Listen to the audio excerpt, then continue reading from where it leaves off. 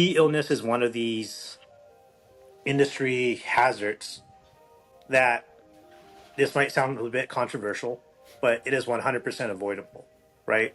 With very minor adjustments and very minor measures put in place.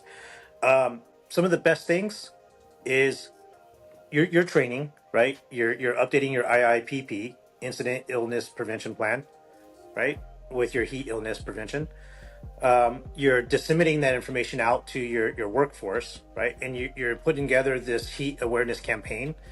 We talked about in the last one with the safety meetings, making visuals, right? Putting visuals out there in the workplace about, hey, it's hot, right? Make sure you're taking your break, you're drinking water. Make sure you're coaching up your supervisors, your frontline supervisors on what to do, how to interact with the workforce. Um, the little extra bits. Again, we talked about creature comforts. Make sure there's water available, right? Make sure there's Gatorades. You want to be careful with the Gatorades because obviously we don't want just people chugging Gatorade, right?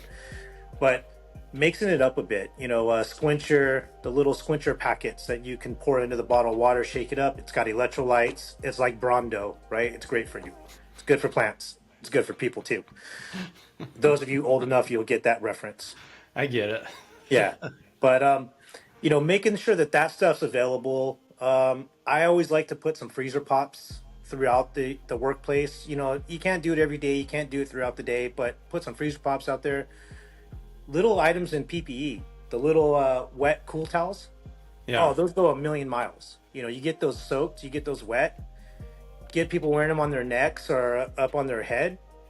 Man, they're great. During this time of year, everywhere I've went, we'll start a campaign. Water bottles, the cool towels, extra sets of Gatorade and water out there in the workforce.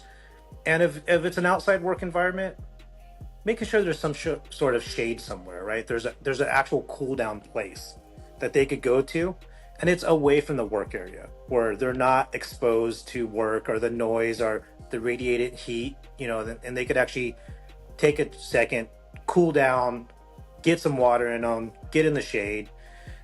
And I know that sounds like a lot, but it's actually really small things to put in place. And you put those small things in place, you're going to keep your workforce going, and you're going to keep them going from and along with the training from ever even getting past that heat rash, right?